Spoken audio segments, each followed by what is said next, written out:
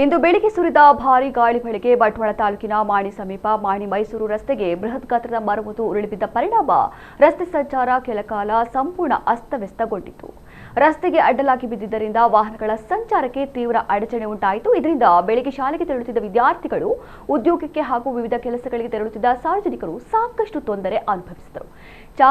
ಸಂಚಾರ ಸ್ಥಗಿತಗೊಂಡ ಹಿನ್ನೆಲೆಯಲ್ಲಿ ವಾಹನಗಳನ್ನು ಕೊಡಾಜೆ ಗಡಿಬೊಲ್ಲುಕಲ್ಲು ರಸ್ತೆಯ ಮೂಲಕ ರಾಷ್ಟ್ರೀಯ ಹೆದ್ದಾರಿಗೆ ಸಂಪರ್ಕಿಸುವ ಪರ್ಯಾಯ ಮಾರ್ಗದಲ್ಲಿ ಸಂಚರಿಸಲಾಯಿತು. ಬಳಿಕ ಸಂಬಂಧಪಟ್ಟ ಇಲಾಖೆಯ ಸಿಬ್ಬಂದಿ ಸ್ಥಳಕ್ಕೆ ಆಗಮಿಸಿ ಮರವನ್ನು ತೆರವುಗೊಳಿಸುವ ಕಾರ್ಯ ಕೈಗೊಂಡು ಸಂಚಾರವನ್ನು ಪುನಃ ಸುಗಮಗೊಳಿಸಿದರು. ಇನ್ನು ಮಾಣಿ ಸಮೀಪದ ಪಟ್ಲಕೋಡಿ ಎಂಬಲ್ಲಿ ವಿದ್ಯುತ್ ಕಂಬಗಳು ತುಂಡಾಗಿ ಬಿದ್ದಿವೆ. ಇದರಿಂದ ಅಪಾರ ನಷ್ಟ ಉಂಟಾಗಿದೆ ಎಂದು ತಿಳಿದು ಬಂದಿದೆ.